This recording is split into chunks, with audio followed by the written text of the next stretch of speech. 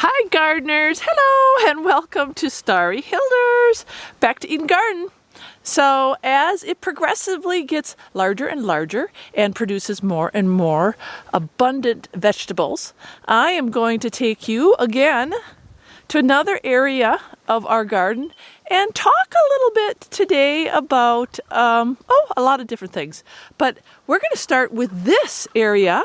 And I am going to get into a little bit of philosophy with my Back to Eden Garden method. I love this end of the garden because look, it is like a jungle. And I love this part of the garden because it really does reflect some of our philosophy when it comes to planting. Because you will see, look, potato plants next to beautiful organic kale with mustard. I've got some basil intermingled there, and here we go. We've got some heirloom tomatoes, and look at how outstandingly huge these tomatoes are. Oh, they're gorgeous. And then here's this is a rogue pumpkin plant. It's rogue. It just kind of showed up out of the blue, and because we believe in using everything in our garden fully organic, lots of heirloom seeds kind of get blown around and things get pollinated, and seeds kind of drop on the garden floor, and this is what we get. We get rogue plants that pop up, and I've shown this to you friends before, but if you look on our floor, you will see, right next to the corn, look at this.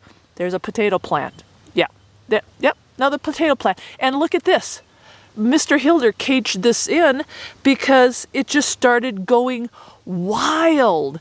And again, some seeds that got blown over here, and now they are growing out of the wood chips. And this is the other thing, friends.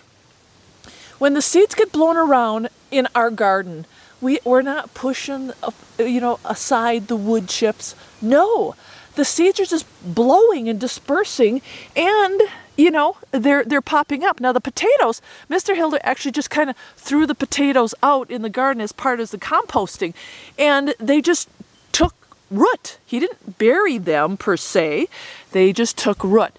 And that is the beauty of, I've said this before, planting with an outside of the box mentality. Now, I know a lot of gardeners like to keep things in rows and have things very organized. That's cool. Not so much with Starry.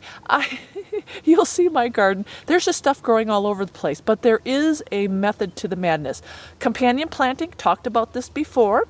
I like to mix it up because those companion plants protect each other. Okay, but also remember, some people have been asking about companion planting. There are plants that you don't want to plant together, so be very careful if you're going to use that philosophy in your gardening. And the other, the garden, look at those cabbages. 10 days, and look at what that growth did.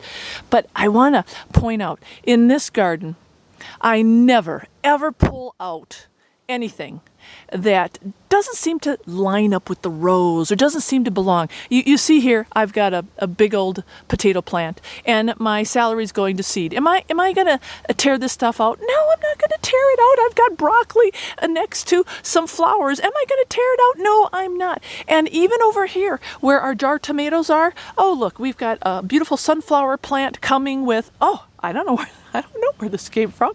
I think this is probably a zucchini plant coming.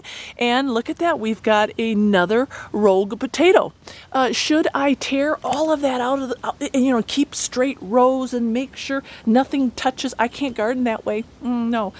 Sorry, doesn't believe in that. I think it's wonderful when plants just start having a mind of their own. And it's almost as if in that little rhizome spear that's underneath the soil, it's all communicating with each other, and they're like, you know what, I'm gonna just grow right here. This is what I'm gonna do. And that's what my plants do. They just kind of grow however they want. And as you can see, they are extremely healthy. They're not competing with each other, and I don't have any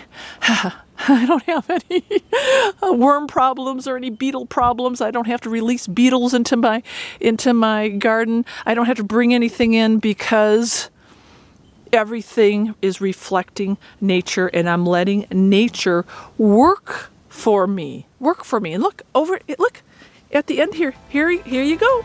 There's another wild plant. Where it came from, I don't know. Wild, look at that. This is all good though.